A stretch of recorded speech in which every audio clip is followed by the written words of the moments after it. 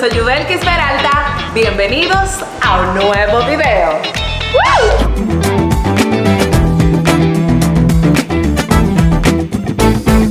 El día de hoy tenemos un programa súper especial y es que estamos en el mes del autismo, por eso tenemos invitadas de primeras y ellas son Egdalia Matos, que es mamá de un niño con autismo, creadora de Motivando Padres. Ella es Family Coach, facilitadora especializada en aprendizaje escolar y trastornos del desarrollo. Ofrece capacitaciones y mentorías a las familias con niños autistas. Y Priscila Castañeda es mamá de 2 adolescentes con autismo, creadora de Padres Sin Límites RD, certificada en autismo, entrenamiento en conducta y sistema de comunicación alternativa y aumentativa.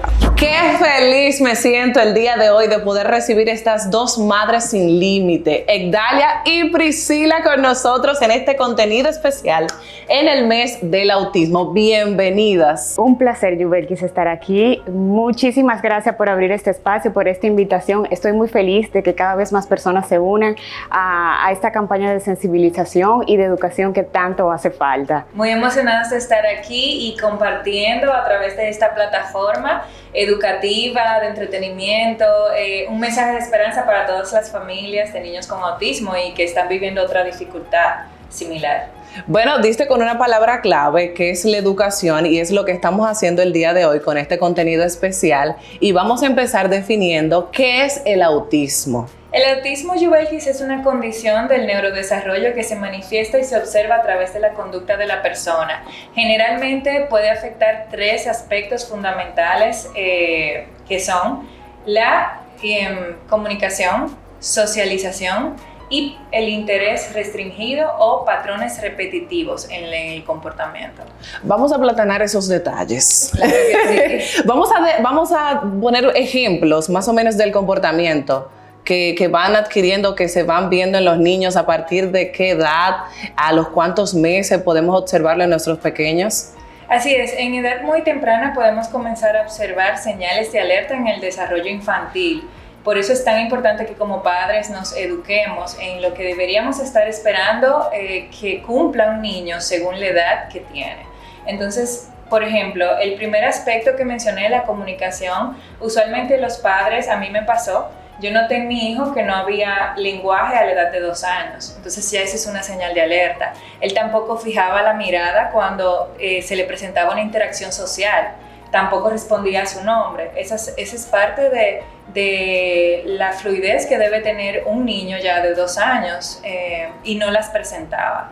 Entonces esas son principales observaciones que uno nota en el día a día en el comportamiento de un niño. Entonces, la edad indicada para yo ya ir tomando observaciones detalladas en el desarrollo de mi hijo, ¿cuál sería específicamente, Priscila? Mira, va a ser diferente en cada caso. Por ejemplo, yo empecé a ver síntomas en mi hijo a partir de los 6 meses.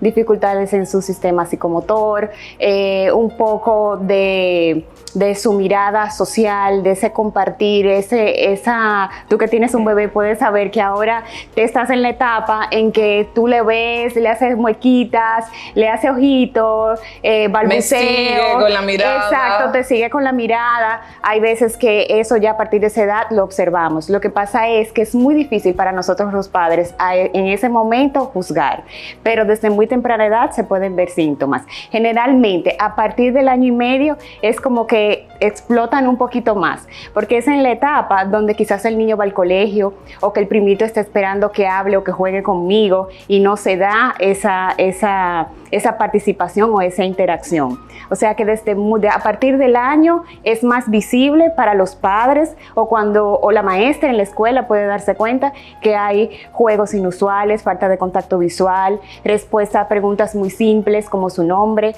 o integrarse en actividades que se supone que un niño a esa edad debe hacer. Algunas anécdotas que podríamos compartir de experiencias que sean jocosas que han tenido con sus hijos. Tú sabes que uno aprende a disfrutar esos pequeños pasos y esas diferencias que presenta la condición en nuestros hijos. Generalmente los niños con autismo son muy literales, aprenden por patrones que ven, que notan en su entorno y entonces luego en su mente los asocia con pensamientos y razonamientos de ellos mismos. Entonces, por ejemplo, el otro día mi hijo y yo conversamos mucho. Y el otro día le pedí que hiciera una instrucción dentro de la casa que ya yo sabía que él dominaba. Él conoce mi proyecto Motivando Padres, él sabe que yo trabajo con niños, con madres de niños con autismo. Así que aprovechen desde ahora y vayan y sigan la página para que tengan mucho más información y se vayan empapando del tema. Claro que sí. Entonces, como padre y abanderada de la causa, le he enseñado a mi hijo a explicar su condición, pero sobre todo explicar sus conductas. Entonces el otro día le pido que haga una instrucción, no recuerdo cuál, una tarea, y me dice, no mami, yo no puedo porque tengo autismo. Es un tigueraje. Exacto, entonces como madre también he tenido que aprender a diferenciar entre el tigueraje o la condición. Exacto. Porque si nuestros niños tienen un corazón que tenemos que educar y cuidar, y la condición viene ya en un segundo plano. Excelente. ¿Y en tu caso, Priscila? Bueno, en mi caso te puedo contar que mi hijo estaba una vez en una piscina y había un niño que se le quería acercar, ese típico buscar de con quién compartir, amiguitos y tal. Y este niño muy insistentemente le habla a mi hijo menor. Y entonces, obviamente, sus limitaciones de comunicación no le permitían establecer una comunicación con el chico. Y entonces el chico insistía y de repente se le ocurre, bueno, pues le voy a hablar en inglés. Y le empieza a hablar en inglés y le dice, pero tampoco en inglés tú no me respondes. Pues entonces, ¿qué es lo que tú hablas? Francés. Entonces, ya tú sabes, eso fue todo un tema. Me encantó la actitud de este niño que quiero resaltarla porque muchas veces eso es lo que nos toca. Fíjate cómo ese niño intentó hacer una adecuación para lograr conectar con él. Y eso es un ejemplo, eso es lo que debemos de buscar nosotros, las personas alrededor de las familias y de las personas con autismo. Encontrar la forma en la que podemos conectar y comunicarnos con esa persona. Y en ese proceso de tratar de conectar con otra persona, tú también creces y te enriqueces. Así que eso es lo que queremos resaltar, que es un beneficio de doble vía. Eso es también una parte importante. ¿Cómo podemos hacer nosotras como madre de poder educar niños que tengan una mejor interacción, que sean más sociabilizables, que compartan y que tengan sentido las cosas cuando tengan niños con este tipo de trastorno y que le hagan la vida más feliz? Que eso es al final lo que queremos todos los seres humanos, ser feliz en el ambiente o en el lugar donde estemos. Así mismo, que nos den oportunidades. Mira, hay muchas cosas que nosotros podemos hacer como padres. Número uno, enseñando a aceptar las diferencias y sobre todo a respetarlas y saber que cada cual, desde el más pequeño hasta el más adulto, puede hacer algo por conectar con una persona. No sé cómo hacerlo, lo pregunto. Porque yo puedo preguntar muchas cosas acerca de la condición de autismo, pero cada persona con autismo tiene una combinación de síntomas diferentes y se manifiestan de forma diferente. Entonces, lo más importante es que si yo soy una mamá y mi hija tiene un amiguito en el colegio, cuéntame cómo mi hijo se puede acercar a tu hijo, qué le gusta, cómo se siente más cómodo. Si lo invito a casa, bueno, se siente mejor con un poquito menos de luz o con un poquito menos de ruido, o le gustan los juguetes que dan vueltas.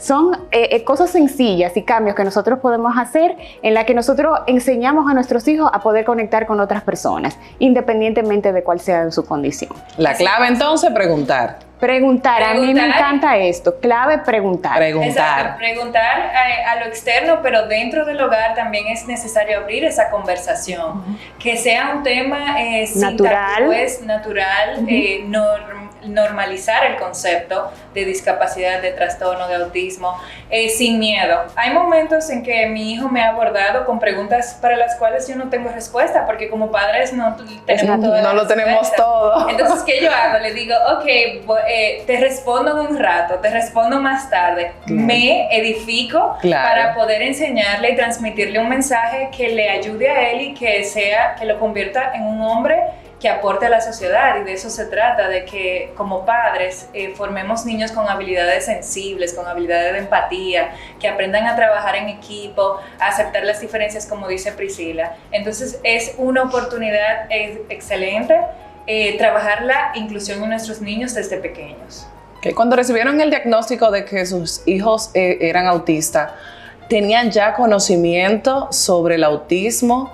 ¿Casos tal vez cercanos? ¿Cómo fue el proceso con cada una de ustedes? Mira, yo ni idea, la verdad. Había Algo escuchado nuevo. algo totalmente nuevo. Había escuchado hace 15 años. Hace 15 años yo no había escuchado el término autismo, o quizás no me había detenido, porque a veces escuchamos cosas pero no nos llaman la atención y no nos detenemos. Sí había... en mi familia se mencionaba de 2 familias cercanas que tenían hijos con autismo, pero personas o familias más bien que sus hijos no participaban de la sociedad, o sea que yo nunca los había visto, no había compartido con ellos, o sea que no tenía en lo absoluto idea de qué se trataba la condición. ¿Y en tu caso? Igualito me pasó. Ay, Dios mío. 8 años atrás, las redes sociales no se usaban de forma educativa como la tenemos ahora. Mi primera información fue de Dr. Google, cuando escuché esa palabra en el colegio de mi hijo. Me imagino que todos los padres nos identificamos. Lamentablemente, Dr. Google a veces es un arma de doble filo, porque inmediatamente abrió un abanico de desinformación que generó en mí muchísima frustración, y por eso Google. Siempre alentamos a los padres a edificarse de fuentes confiables, de organismos, de personas con conocimiento de causa. Entonces, luego de esa primera interacción, continué investigando, buscando profesionales formados, comencé a entrenarme para poder comprender lo que me estaba sucediendo y adquirir herramientas para iniciar el camino. Sí. ¿Y encontraron esas herramientas aquí en República Dominicana? ¿Qué pregunta? Bueno, Sí, como que un gancho. hace 15 años, tal vez las cosas han mejorado, me imagino que sí. Hemos mejorado un poco, claro que sí. Pero en ese momento fue súper difícil encontrar orientación. Empecé a visitar profesionales que yo entendía que podían darme luz, y no. Lo que encontré fue respuestas como: tu hijo está muy pequeño, tenemos que esperar que desarrolle un poco más, creo que estás muy tensa con su desarrollo, o te estás sobrepreocupando, cuando en realidad había una dificultad que yo estaba observando como mamá desde los 6 meses. Y cabe destacar que de los 2 diagnósticos, mi primer hijo tiene una condición bastante compleja. O sea que había sobradas razones para preocuparme. Así que no solamente la falta de información en la condición, sino también la complejidad me llevó a tener que buscar ayuda en otro país. Entonces ahí sí tuve que educarme, entrenarme en las necesidades generales de la condición, en las necesidades particulares de mi hijo. Y bueno, ya para mi segundo diagnóstico, pues ya tenía bastante información, aunque también un poquito de preocupación y de dudas, porque ahí vengo a encontrarme con la realidad de que es muy diferente el autismo de persona a persona. Y entonces tuve como que aprender de otra cara del autismo. Como reaprender. Exactamente. ¿Y en tu caso, Dalia? En mi caso, son historias que siempre tienen similitudes, pero cada niño presenta necesidades distintas. Entonces, el sistema hace 8 años, bueno, te iba a decir que era muy diferente ahora, pero lamentablemente no lo es. Hemos tenido algunos avances, sin embargo hay muchas limitaciones, por lo que yo tuve que comenzar a entrenarme, a formarme, para saber qué tipo de ayuda y cuál era el próximo paso a dar para ayudar a mi hijo. para aprender a convivir con la condición, porque esta es una condición que en un inicio tú crees que es algo temporal, en lo que tú vas a buscar un tratamiento, una terapia específica, te vas a fajar como mamá y entonces vas a superar. Y luego va a pasar, sí, nos pasa a todas. Exacto, luego tú vas aprendiendo y siendo consciente de que esto es algo para toda la vida, que no se trata de una terapia, sino que se trata de convivencia. Y ahí entramos nosotras, porque a pesar de que uno pueda llegar a esos profesionales, siempre vamos a necesitar la parte de la familia, el hogar, y ahí entramos nosotras con este mensaje que queremos compartir en las familias, que aunque haya muchas limitaciones en el sistema, el hogar y la familia siempre va a ser la principal fuente en la rehabilitación de un niño con autismo u otra discapacidad. ¿El momento de negación llegó en algún momento a sus familias? En mi caso sí, pero no, mi caso también fue un poquito atípico en ese sentido porque nos embarcamos en vamos a ayudar a nuestros hijos, un poco el discurso que acaba de presentar Egdalia, vamos a buscar terapia y todo va a pasar. Y luego entonces, cuando yo me encuentro con la realidad, luego pasa como un año y yo decía, pero Dios mío, estamos haciendo todas las terapias y yo veo que este progreso, hay mucho progreso, pero como que no va al ritmo, ni está cumpliendo mis expectativas. Entonces ahí me doy cuenta, bueno, esto va a ser difícil. Esto va a ser difícil, no es como me lo pensaba. Entonces hice reajustes y viene el segundo diagnóstico y entonces ahí sí el duelo fue fuerte. O sea, fue encontrarme con la realidad de mi primer hijo más el segundo diagnóstico, ahí sí hice un duelo bastante fuerte. ¿Y en tu caso? Es importante siempre resaltar, Yubelkis, que está el duelo, es válido sentir claro, es válido llorar, está la aceptación y la negación. Cada quien va a vivir un proceso de aceptación individual y yo he aprendido a que eso es algo que tú no puedes controlar en el otro, ni siquiera en tu pareja, ni en tus padres, en los abuelos, ni en tus hijos, ni en los otros hijos. Lo que tú puedes es motivar desde el amor, desde la educación, a que en su propio tiempo la persona acepte o ya salga de ese proceso de negación a través de ayuda. Entonces, ¿qué es lo importante, Yubelkis? Porque yo fui una mamá que desde el primer instante que escuché la palabra autismo, comencé a trabajar. Pero mi proceso de aceptación tardó años. Incluso hoy en día yo tengo que lidiar con otro nivel de aceptación, porque el duelo es algo que se mantiene y se transforma, dependiendo de la etapa y la transición de vida en la que te encuentres. Entonces, no es cuestión de un día. La aceptación no es cuestión. No es que lo acepto y ya voy a seguir normal, es un proceso que continúa. Que continúa, que te puede servir para transformarte como un mejor ser humano y también aceptar no es resignarse. Aceptar es trabajar con una inteligencia emocional, con una paz interior distinta. Reconocer que tú estás en la situación y ver qué tú vas a lograr con eso.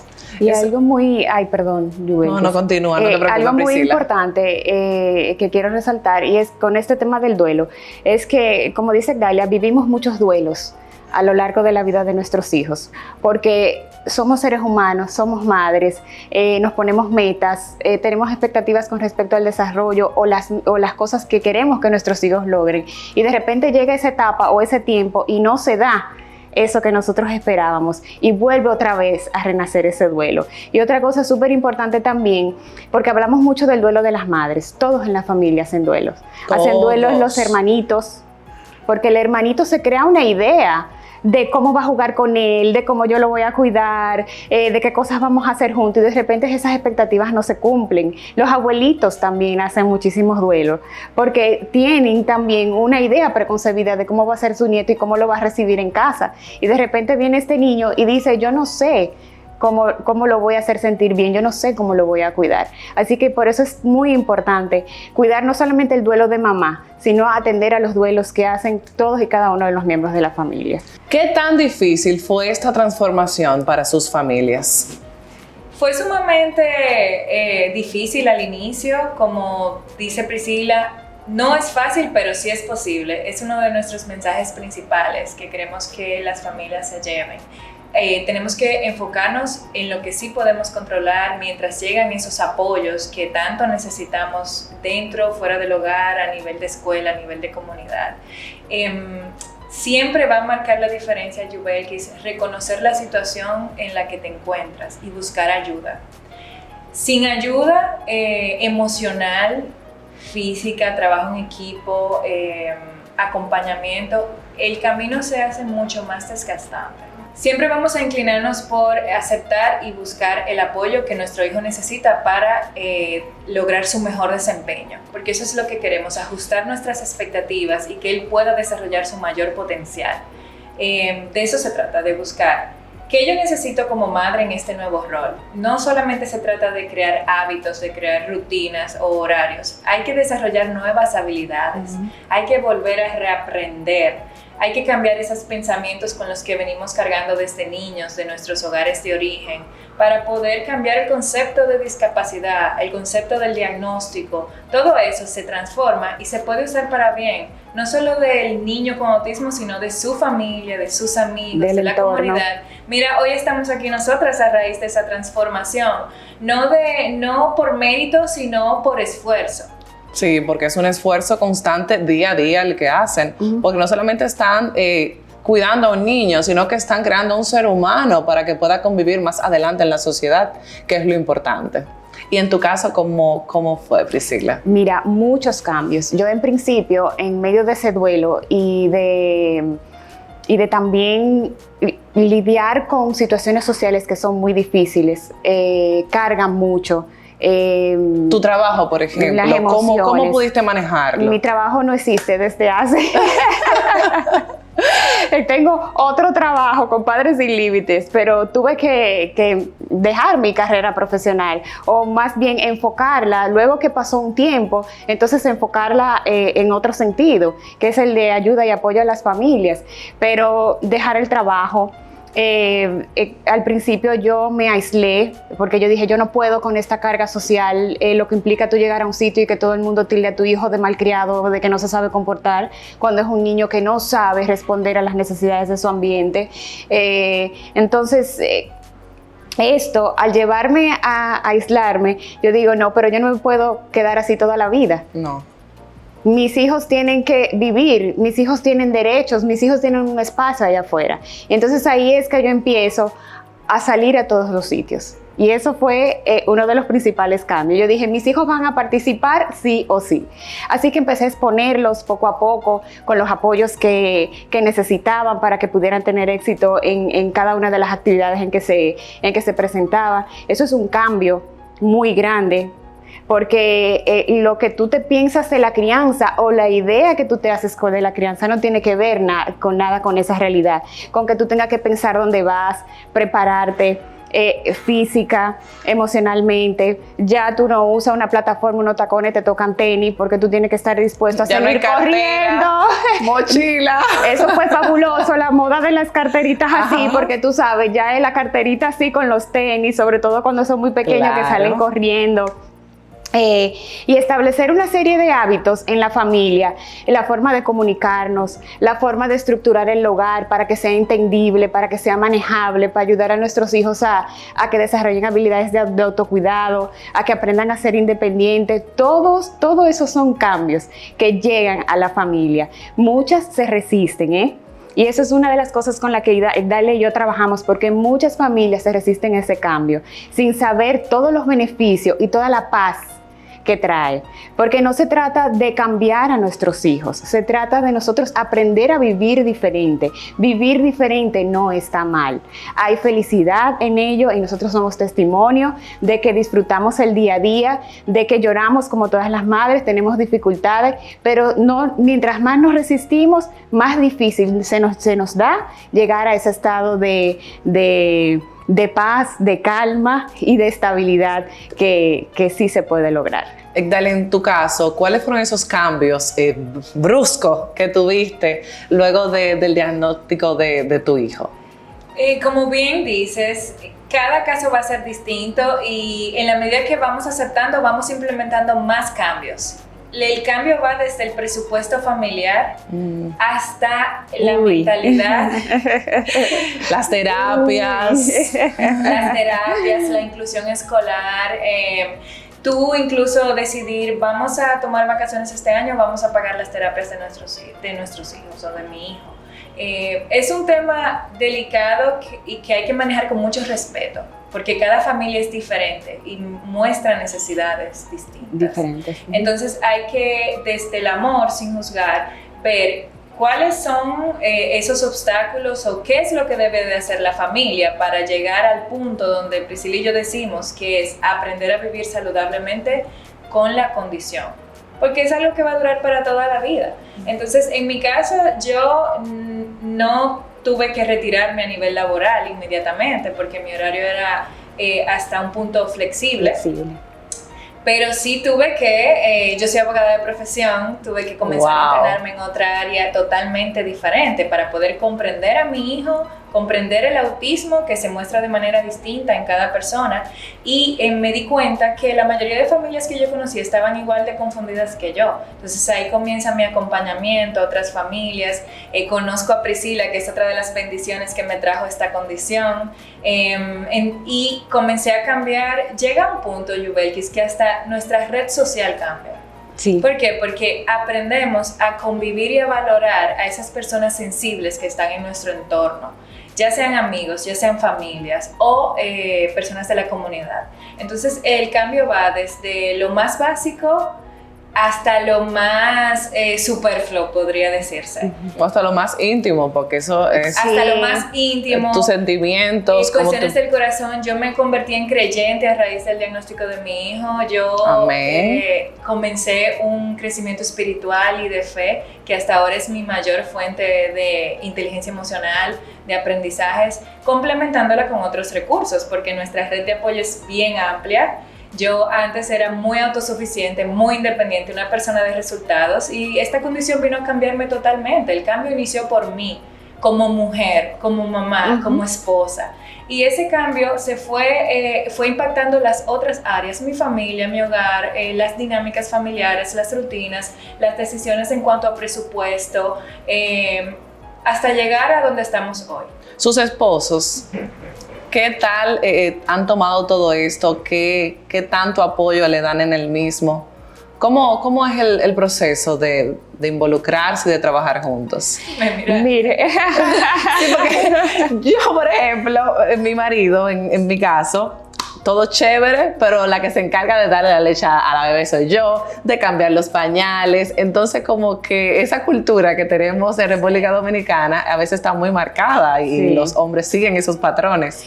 Pues mira, en mi caso te tengo que decir que hay 2 mamás en mi hogar. Un aplauso para ese papá.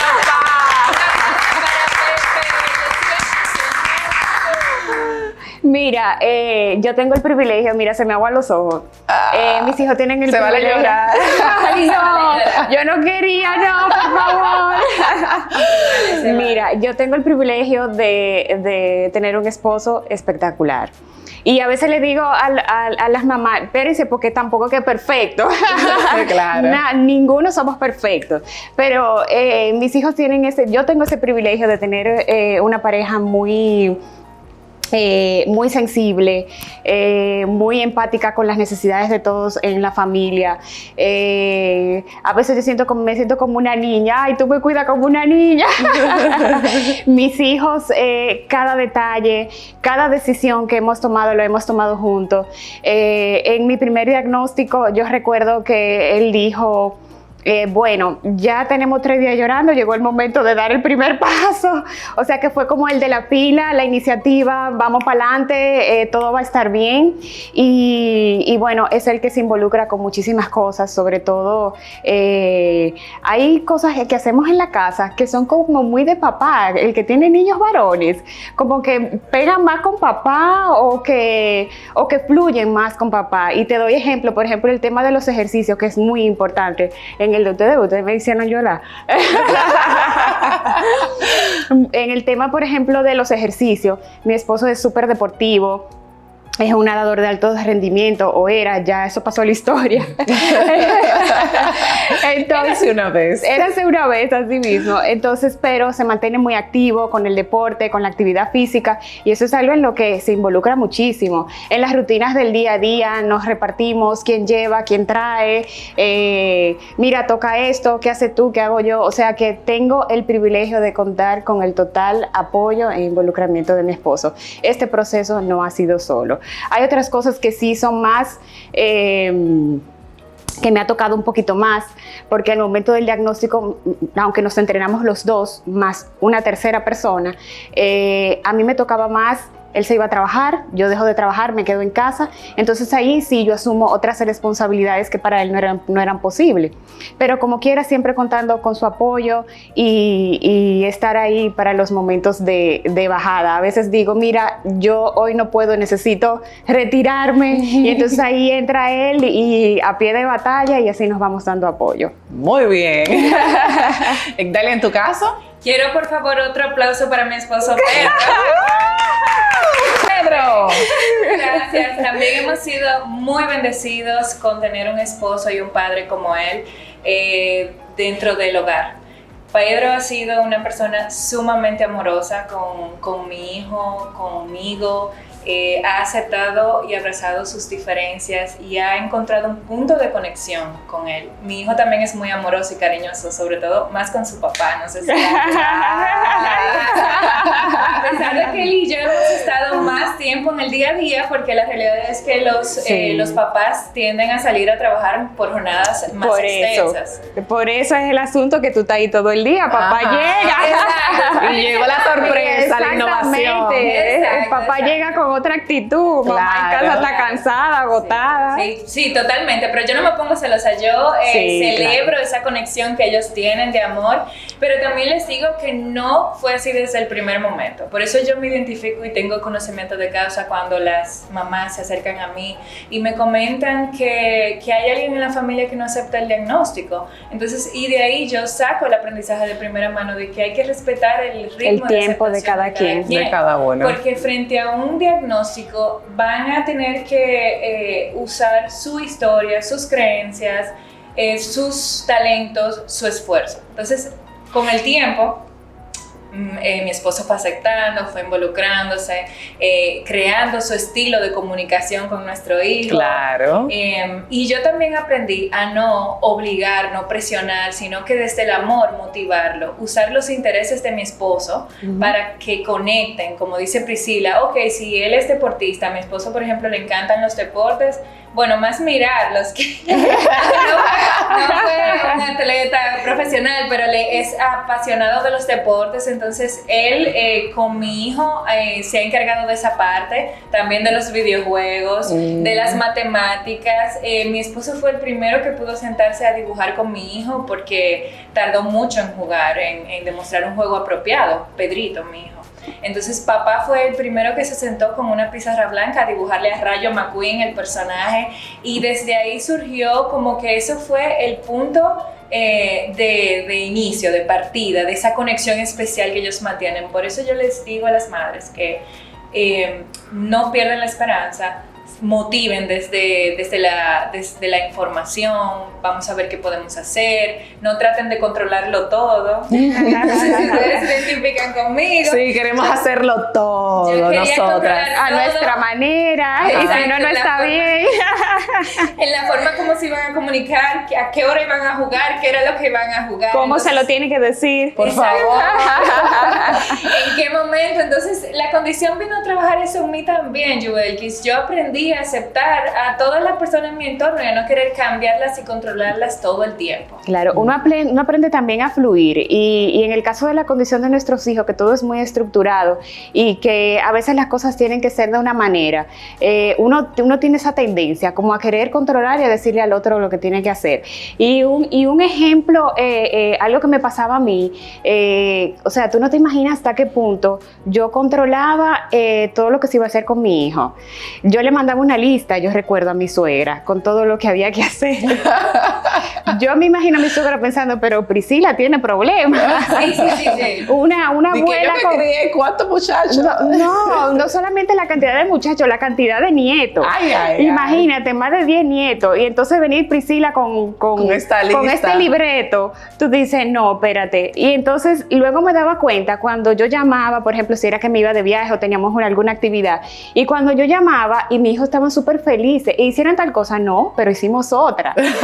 y pasó esto, no, pero pasó esto. Fluyeron. Y tú te das cuenta, exacto, y tú te das cuenta que a veces uno tiene que dejar un poquito como ese control y dejar que tanto la gente que intenta apoyarnos como nuestros hijos fluyan, porque también eso es parte del aprendizaje. Y también es parte del aprendizaje recibir esas observaciones con humildad. Porque yo también, a mí me pasó algo muy similar a Priscila, y es que una de mis amigas más cercanas, que es muy sensible, un día yo quería controlar hasta cómo le hablaban a mi hijo, terceros. Y enseñarle a los terceros a hablarle a mi hijo. Que no, tiene que decirle de tal forma. Sí, un poco más dulce, pero igual era disruptivo en un círculo social donde se está disfrutando. Y en ese momento yo como que le modelé al esposo de mi amiga cómo debía decirle algo a mi hijo. Y como que pasó ahí. Pero luego ella se acercó a mí y me dijo, es que tú quieres hasta controlar cómo le hablamos al niño, entonces así no vamos a aprender. Deja que los demás aprendan. Fluyan, claro. A convivir también con la condición. Y lo entendiste, lo tomaste bien, esa observación en ese momento. Fue desde el amor. Exacto. Eso es algo siempre resaltamos. Hay que tener cuidado en cómo compartimos las observaciones a los padres de hijos que están mostrando señales o conductas difíciles a veces o poco comunes. Y lo más importante a veces, porque definitivamente las personas, con el tema que hablamos ahorita de preguntar, las personas deben dejarse guiar porque conocemos las necesidades de nuestros hijos. Y hay situaciones en que, por ejemplo, hay niños que no les gustan que los toquen, porque eso puede desencadenar una crisis, o que las cosas se hagan de una manera porque no entiende. O la cantidad de luz. Exacto, hay muchas cosas que influyen. Entonces lo más importante es destacar estas cosas. Mira, mi hijo no le gusta ni esto ni aquello, esto le puede detonar una crisis. De ahí para allá, todo fluye, fluye y vamos a ver qué pasa. Claro, es importantísimo, Yubelkis, siempre educar a los demás. Y nosotros mismos como padres aprender a explicar las conductas de nuestros hijos. No enfocarnos tanto en la condición o en dificultades o en debilidades, sino la conducta. Yo al principio decía, cuando iba a dejar a mi hijo en un lugar público, le explicaba, mira, él tiene la condición de autismo y no responde al grupo, a una instrucción de grupo. Cuando tú quieres que él haga algo, dile, Pedro, haz tal cosa, y él te va a atender. Entonces son simples apoyos, pero que cuando usamos el lenguaje de la manera correcta podemos construir una realidad totalmente diferente. No es lo mismo yo referirme a el lenguaje que al niño que tiene autismo. Okay. Siempre vamos a enfocarnos en la conducta. La importancia de una detección a tiempo del autismo. Muy importantísimo. Es común escuchar, por ejemplo, que profesionales o personas donde se dirigen las familias con inquietudes acerca del desarrollo, que les digan que tienen que esperar porque su hijo es muy pequeño, como te explicaba que me pasó a mí al principio. La detección temprana y la acción temprana es importantísima, porque ¿qué pasa? Imagínate que tenemos un niño que a los 3 años todavía no habla, no puede comunicarse a través del habla. ¿Qué va a pasar con ese niño? Ese niño se va a comunicar o golpeando o gritando o con cualquier conducta, porque yo digo, wow, pero los niños son fabulosísimos buscando conductas disruptivas para comunicarse o para decir que necesitan o que quieren algo. Nunca te van a decir, mamá, yo tengo mucha hambre o me molesta esto. No, te van a dar el empujón. Claro, o te va a gritar. Hacerlo. Exacto. Entonces tenemos que pensar en esto y ponerlo en el lugar de nuestros hijos. Imagínate un niño en el colegio que no entiende nada de lo que se le está hablando. o que no tiene habilidades para participar en un juego, que va a hacer conductas que no son adecuadas. Entonces, cuando dejamos pasar mucho tiempo, lo que pasa es que vamos acumulando todas esas conductas que van usando nuestros hijos como mecanismo de defensa, porque es lo que yo no tengo otra cosa, nadie me ha enseñado otra cosa. Entonces, esto es fatal para el desarrollo de un niño, porque revertir estas conductas cuesta mucho tiempo, cuesta mucho dinero, mucha terapia y muchos malos momentos por parte de los padres. Así que esperar nunca es una opción. Es un mensaje importante para los padres que hayan notado alguna diferencia en sus hijos y puedan desde ya buscar ayuda para tener un diagnóstico a tiempo y poder trabajar a sus hijos, a que puedan desarrollarse y comunicarse de manera efectiva. Así mismo. En tu caso, Siempre es importante y esencial la detección temprana, por lo que dice Priscila, de que el tratamiento para el autismo o cualquier otro trastorno del desarrollo se trata y tiene como objetivo principal enseñar habilidades o modificar conductas que resulten difíciles en el día a día o en el desempeño del niño. Entonces, mientras más temprano demos respuesta a esas necesidades, mejor resultado vamos a tener a través de una intervención temprana. Cada día es importante. Y no se trata, yo siempre le digo a los padres que muchas veces se ven obstaculizados por el temor de enfrentar un diagnóstico, de pensar en el futuro del niño, de cómo va a aceptar la sociedad esa condición. Pero vamos a enfocarnos en que buscar un diagnóstico es encontrar los apoyos que tu hijo va a necesitar, porque el diagnóstico no va a desaparecer porque tú no lo busques. Las necesidades van a ir creciendo, como decía Priscila. Entonces, el diagnóstico es la puerta para encontrar los apoyos que ese niño necesita. Y también, ocultar el diagnóstico de un niño no es protegerlo, es exponerlo. Porque las conductas no se esconden, solamente tú estás escondiendo el nombre de la conducta, pero las conductas van a estar ahí en el espacio. A flor de piel. Y quien va a sufrir más es el niño, que no está teniendo la ayuda que necesita para tener su mejor desempeño. Y que no entiende absolutamente nada de lo que pasa. Y lo más importante es, porque hemos hablado mucho de las emociones, del duelo, de ese miedo, de lo difícil y cómo nos sentimos ante situaciones sociales. Pero yo quiero decirles que está bien sentirse mal, está bien tener miedo, está bien que surjan todas estas emociones. El problema es que si nosotros vemos que estas emociones nos paralizan y no nos ayudan lo más importante es que es enfocarnos, buscar los apoyos para nuestros hijos, entonces tenemos que buscar ayuda profesional, alguna persona que nos oriente de cómo dar el siguiente paso. Tenemos que fluir, vamos paralelo, cuidando y trabajando en nuestras emociones, pero atendiendo a estas necesidades de mi hijo que no pueden esperar porque eso perjudica su desarrollo y su adaptación. ¿La educación actual cubre las necesidades de sus hijos? Pedrito, háblame del caso de Pedrito. ¿Cómo fue esa introducción al colegio? ¿Cómo pudiste? ¿Qué tanto apoyo te dieron? ¿Cubrió todas sus necesidades realmente? Mira, en la etapa de preescolar es mucho más amigable para los niños porque generalmente son niños pequeños y todos necesitan apoyo, el grupo completo. Hay más recursos humanos, más maestras dentro del aula, todo es dirigido, todo es estructurado y las diferencias no se notan tanto.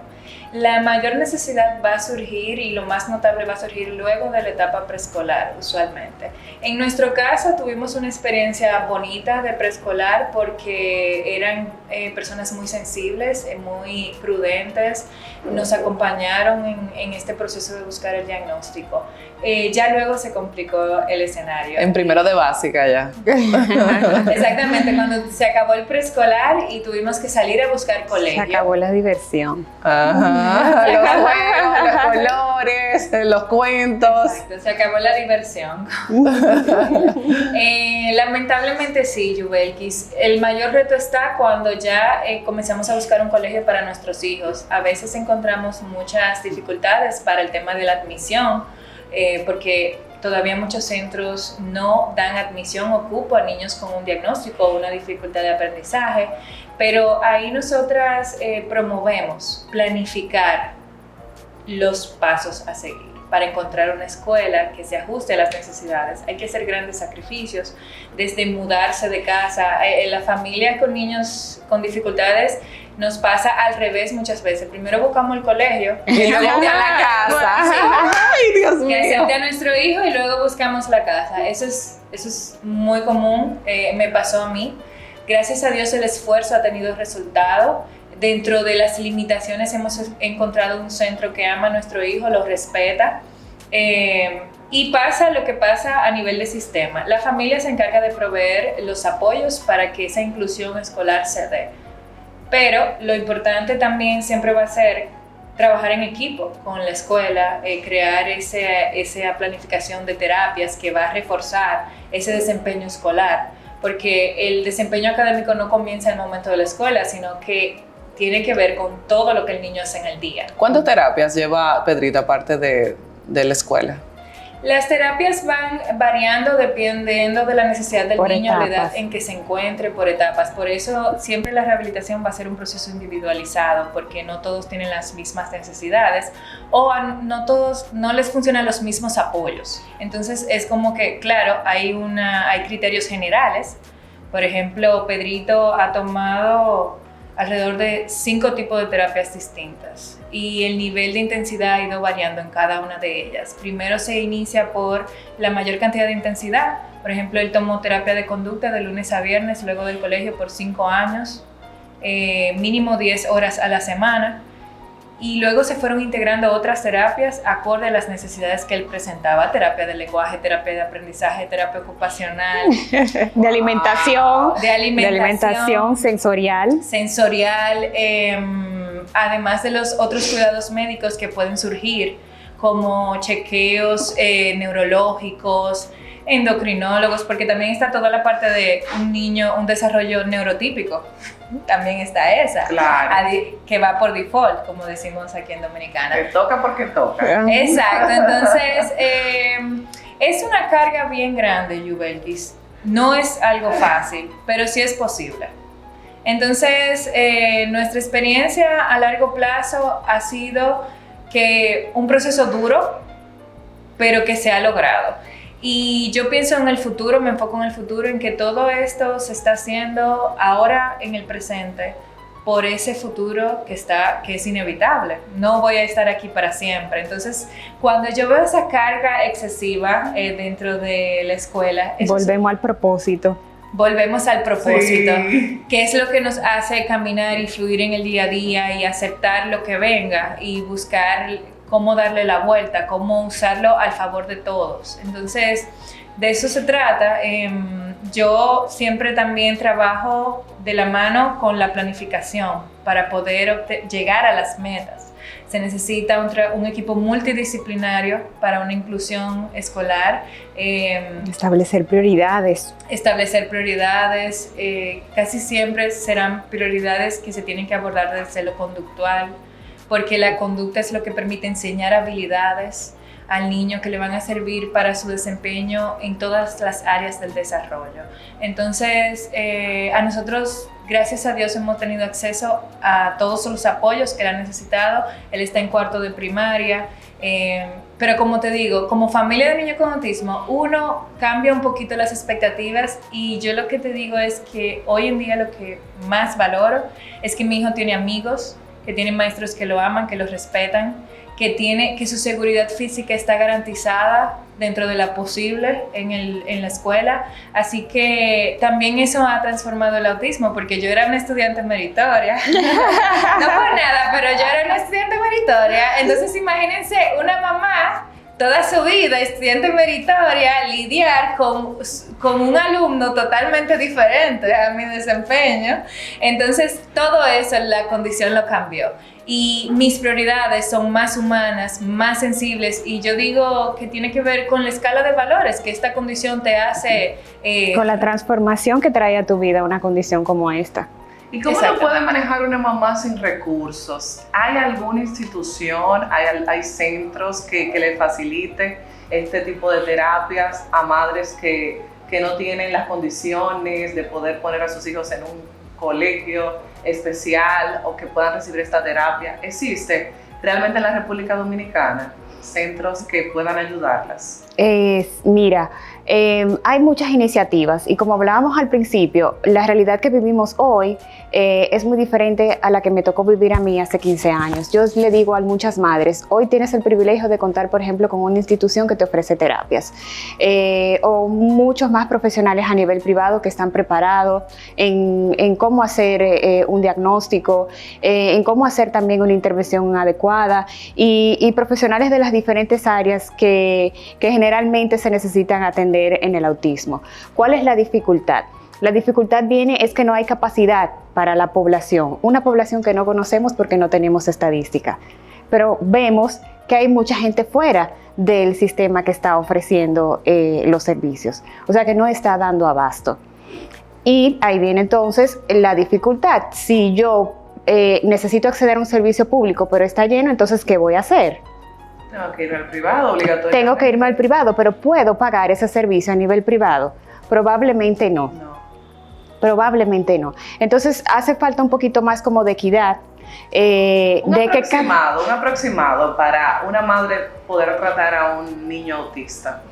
En términos de presupuesto, no podemos hablar de eso. No, mejor no queremos transformar. Hemos disfrutado mucho esta entrevista, Sí. Hemos fluido bastante. Yo creo que mucha bendición para las familias. Yo creo que es bastante costoso. Sí, es bastante costoso. De verdad que nosotros todos los días agradecemos al Señor la oportunidad a la que hemos accedido, porque es la minoría de las familias que pueden acceder a este nivel de recursos en la República Dominicana. Y como dice Priscila, se trata de que a nivel público se pueda ampliar lo que ya tenemos. Las ofertas que ya tenemos. Una idea innovadora o traer un nuevo modelo. Vamos a adaptar y acomodar. Porque existen centros. Existen centros. Y tenemos muchos maestros que tienen muy buena voluntad, pero les falta la herramienta porque no tienen conocimiento sobre cómo ayudar a niños con dificultad de aprendizaje. Vamos a equipar nuestras escuelas y a proveer de apoyos dentro del aula a las familias. Y faltan muchos profesionales porque hay centros de atención que atienden el trastorno del autismo y otras discapacidades, pero hay muchos que están en proyectos todavía en el sector público. ¿Por qué? Porque no hay profesionales. O sea, abrimos, tenemos una instalación bellísima, súper funcional, pero no hay profesionales para trabajar como se necesita. Entonces tenemos déficit desde formar profesionales, utilizar las capacidades instaladas de las escuelas, entrenar maestros y tener gente dispuesta para poder atender las necesidades. Una cosa que quiero destacar, porque también no queremos que las personas se lleven la idea de que, bueno, entonces si no tengo la capacidad económica, ¿qué hago? No es lo mismo quizás atender a la necesidad de tener 5 terapias durante toda la semana, que quizás tener una orientación que me permita a mí seguir adelante con las necesidades de mis hijos. En la casa hay muchos recursos, en nuestro rol en la crianza hay muchos recursos que pueden utilizar, que quizás con una simple orientación pueden empezar a fluir con las necesidades de sus hijos. Hay recursos también gratuitos. Nosotros en nuestras plataformas tenemos artículos, tenemos guías, tenemos una cantidad de recursos, vuelvo y digo, que le pueden ir ayudando a fluir con las necesidades de sus hijos. O sea que tampoco es que no tienen opciones, hay opciones. Ir a Google no es una opción, no porque no sea bueno. ¿Por qué no se puede ir a Google? No porque no sea bueno. Google es una plataforma inmensa, hay una cantidad de información increíble y muy buena también, pero está desorganizada. Entonces, si no sabes dónde ir, te vas a encontrar con mucha información viral, porque tú sabes qué pasa cuando las informaciones se vuelven viral, se meten en todas las plataformas, en toda la web y no salen de ahí de ninguna manera. El internet no olvida.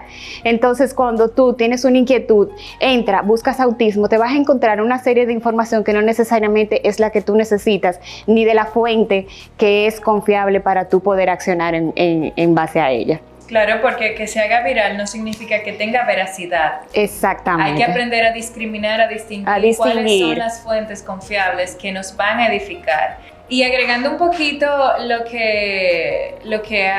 mensaje que ha dado Priscila, es que sí es posible, hay muchos recursos, nuestros niños pasan más tiempo dentro del hogar con su familia que con los terapeutas, y tu presupuesto no es la solución a el tratamiento de tu hijo, porque va más allá de las terapias. Como decimos, vamos a enfocarnos en las rutinas, vamos a enfocarnos en el orden, en el tiempo de familia. En lo que sí es posible.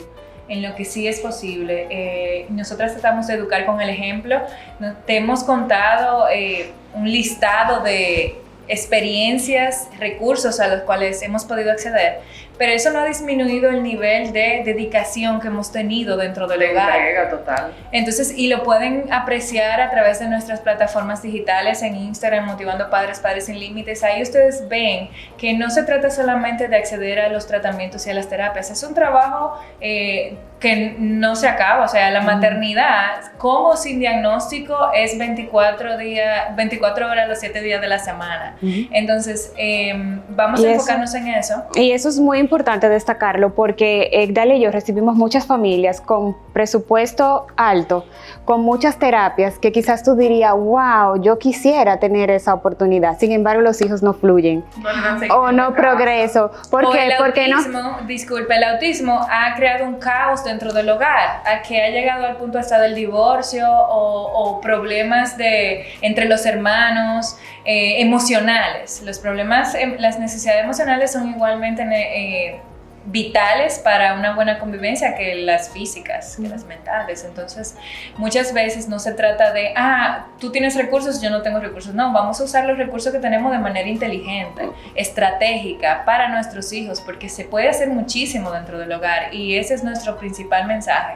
Tratamos de educar con el ejemplo de que sí es posible, de que tú no te enfoques en la cantidad de horas de terapia que tu hijo está recibiendo ahora mismo. Sí es importante, pero no es lo más importante. Excelente eso que dices, Dalia. De verdad que la integración y el apoyo de todos es lo más importante. La terapia van a ayudar, claro que sí, pero si no existe ese trabajo más allá, pues no vamos a ver los resultados que ustedes han podido ver en sus hijos, gracias a Papá Dios. Y las mamás que quieran formarse, para al igual que ustedes tener conocimientos y poder compartirlo con otras madres o compartirlo con sus hijos en la integración día a día. Mira, nosotros desde nuestras plataformas tenemos formaciones tanto gratuitas como de pago, para que nadie se quede fuera, donde ayudamos a las familias en diferentes aspectos, tanto de la planificación, de la adaptación en casa, cómo sacar lo mejor de la crianza, temas de comunicación, porque en lo particular he tenido que formarme mucho en el tema de comunicación, dado que uno de mis diagnósticos es no verbal. Trabajamos mucho el tema también de la inclusión. Dalia es especialista en inclusión escolar. Entonces, abordamos todos esos temas para que las madres, los padres, la familia tengan la oportunidad de formarse y educarse. Así que esa es una de las bendiciones que nos ha traído el autismo, el poder conectar con otras familias y utilizar todo lo que hemos estudiado y todo lo que hemos aprendido para también otras familias tengan la oportunidad de poder acompañar a sus hijos. Ya para cerrar este lindo tema, me gustaría que ustedes le dieran unas palabras a esos padres y compartieran sus redes sociales una vez más para que puedan darle continuidad, apoyarla e integrarse a las mismas. ¿Dalia? Arranco yo. Bueno, nuevamente muchísimas gracias por unir voluntades, alzar tu voz por esta causa, porque cada pequeño paso que demos hacia la inclusión cuenta. No se necesitan fórmulas mágicas, grandes presupuestos o un milagro para comenzar a abrir puertas, a allanar ese camino. Quiero motivarlos a que, aunque no sea fácil muchas veces enfrentar un diagnóstico, sí es posible enfrentarlo, vivir con dignidad, convivir de manera feliz con la condición. Nosotros estamos en la plataforma de Motivando Padres en Instagram y en www.motivandopadres.com. Ahí pueden contactarme, estoy a la orden. Quiero seguir educando y motivando a familias en todo el mundo, y eso no sería posible sin mi comunidad. Así que te invito a unirte a mi comunidad y a la de Priscila que va a presentarles ahora.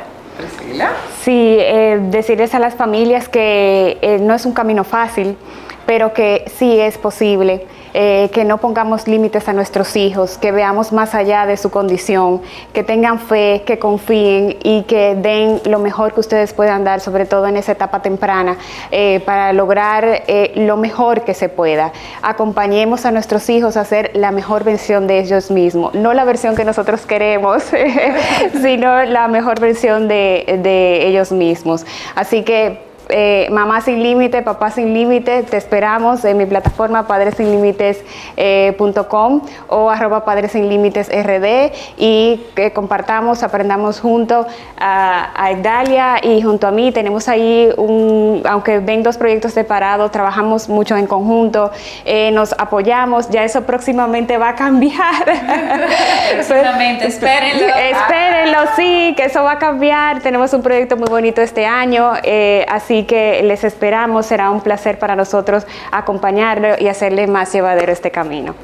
¡Wow! Maravilloso compartir con estas madres espectaculares. Muchísimas gracias por abrir sus corazones y sus conocimientos a toda esa gente que nos ha visto el día de hoy. No se olviden de dejar sus comentarios. Si quieren comunicarse directamente, ellas tienen todas las herramientas.